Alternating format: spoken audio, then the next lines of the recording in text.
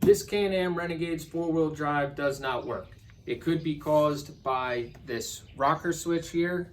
It could be the main computer on the vehicle. It could be the electronic actuator located down here, or it could be something in the wiring anywhere in between.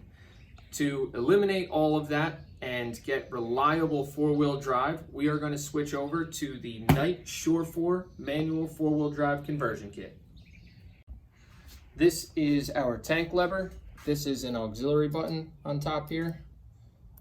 This is the knob in the two-wheel drive position. This is the four-wheel drive position, locked in.